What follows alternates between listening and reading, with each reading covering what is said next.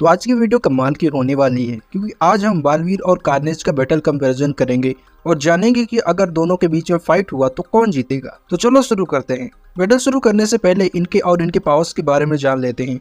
तो पहले बात कर लेते हैं कार्नेज की। तो देखो यारो, कार्नेज एक सिम्बियोट है जो कि वेनम का ही एक ऑफस्प्रिंग है, यानी कि कार्नेज वेनम का ही बच्चा है। लेकिन कार्नेज वेनम से भी ज्यादा स्ट्रॉन्ग और खतरनाक है। कॉमिक्स में जब वेनम ने एडी को जेल से भागने में मदद की थी तब उसने जेल में अपने एक छोटे से ऑफस्प्रिंग को छोड़ दिया था, जिसके बाद उस छोटे से टुकड़े ने जेल में ही क्लीटस कैसिडी नाम के एक कैदी से बॉन्ड बना लिया था। क्लीटस कैसिडी एक साइको और सीरियल किलर है, इसलिए इसके साथ जब वो ऑफस्प्रिंग जुड़ा तब जन्म हुआ कार्नेज का। अब अगर कार्नेज के पावर्स की बात करें तो उसके पास बहुत सारी पावर्स हैं, जैसे कि super human strength, super human speed, stamina, agility, reflexes और ड्यूरेबिलिटी।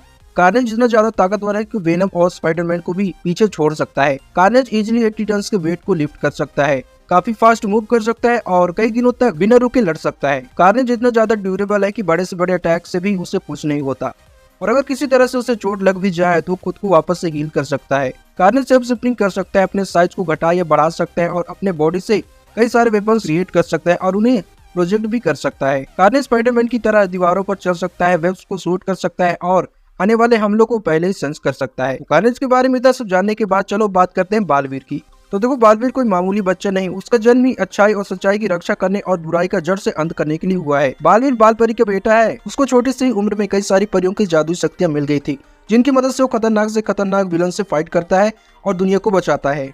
अगर बालवीर की शक्तियों की बात करें तो उसके पास है सुपर ह्यूमन स्ट्रेंथ, बिजली जैसी रफ्तार, गजब की सहन शक्ति और कमाल की रिफ्लेक्सेस।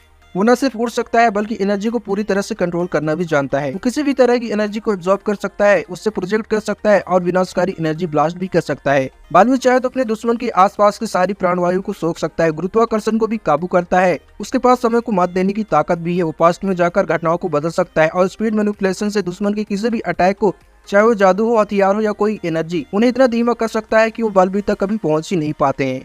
बालवीर अपने जादू शक्तियों से इल्यूजन पैदा कर सकता है, गायब हो सकता है, दूसरों को गायब करके कहीं भी भेज सकता है, कैद कर सकता है और चाहे तो अपनी शक्ति से किसी को भी उठाकर किसी दूसरे प्लेनेट में फेंक सकता है। वो अपने क्लोन्स बना सकता है और फेजिंग एबिलिटी से ठोस चीजों के आर पार जा सकता है। अगर कोई ऐसी जगह जहाँ पर बालवीर नहीं जा सकता तब वो अपनी बॉडी से अपनी आत्मा को बाहर निकालकर वह आत्मा वाले रूप में जा सकता है। वो अपना रूप बदल सकता है, आकार बदल सकता है, छोटे बड़ा हो सकता है और किसी को भी एक पल में फ्रीज करके उसे स्टैचू बना सकता है।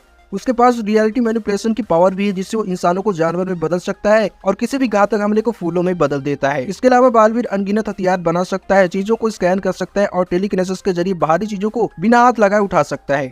वो लोगों के दिमाग को पढ़ सकता है, उन्हें कंट्रोल कर सकता है और उनकी यादों को मिटाकर नई यादें भी डाल सकता है। वो किसी को भी आईने की दुनिया में कैद कर सकता है, जैसे उसने विवान को किया था, और टेलीपोर्टेशन या पोर्टल के जरिए पलक झपकते ही कहीं भी जा सकता है। पहले सारी एबिलिटी उसको उसके जादुई शक्तियों से मिलती है और इसके अलावा उसके पास पांचों तत्वों की शक्ति भी है। तो इतना सब जानने के बाद चलो इन दोनों का कंपैरिजन करते हैं और जानते हैं कि दोनों में फाइट होता है तो कौन जीतेगा। तो अगर हम फिजिकल स्ट्रेंथ है ड्यूरेबिलिटी की बात करें तो बालवीर की फिजिकल स्ट्रेंथ कॉस्मिक लेवल की है। उसने अर्थ साइज एस्टेरॉयड को अपने हाथों से रोका है। उसके अंदर बहुत सारी जादुई शक्तियां हैं और पंच तत्व की पावर भी है जो उसे किसी भी नॉर्मल अटैक से बचाता है।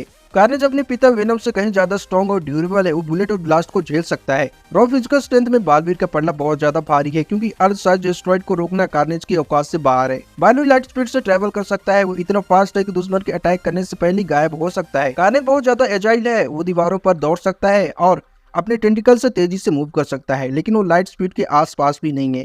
बालवीर के पास 5 एलिमेंट्स का कंट्रोल है, जिसमें फायर भी आता है। कार्नेज अपनी बॉडी से वेपन्स बनाकर शूट कर सकता है और लोगों को माइंड कंट्रोल कर सकता है, लेकिन सिम्बियोट्स की वीकनेस होती है आग और तेज आवाज, और बालवीर के पास ये दोनों है। तो अगर इन दोनों की लड़ाई हुई तो कार्नेज अपनी वायलेंट नेचर और वेपन शूटिंग से शुरुआत में थोड़ा टैंक कर सकता है। कार्नेज का नेचर अनप्रिडिक्टेबल होता है और वो बिना सोचे समझे हमला कर सकता है, लेकिन देखो जैसे ही बालवीर अपनी मैजिकल पावर्स का यूज करेगा तो कार्नेज का काम तमाम हो जाएगा। बालवीर फायर एलिमेंट का यूज करके कार्नेज को सेकेंडों में तड़पा सकता है क्योंकि फायर सिम्बियोट्स का दुश्मन होता है। बालवीर के एक अटैक से कार्नेज ढेर हो जाएगा। तो फाइनल रिजल्ट यही है कि अगर इन दोनों के बीच में फाइट होता है तो बालवीर इस फाइट को जीतेगा। बालवीर के पास कार्नेज की सबसे बड़ी वीकनेस का कंट्रोल है, इसलिए कार्नेज चाहे जितना भी वायलेंट हो जाए बालवीर के आगे वो टिक नहीं पाएगा। बालवीर इजिली कार्नेज को खत्म कर देगा।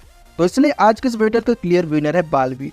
खैर, आप सभी का क्या कहना है? आपके हिसाब से इन दोनों के बीच में फाइट होता है तो कौन जीतेगा? क्या कार्नेज अपनी वायलेंट नेचर के कारण बालवीर को नॉकआउट कर सकता है या फिर नहीं? कमेंट करके जरूर बताना।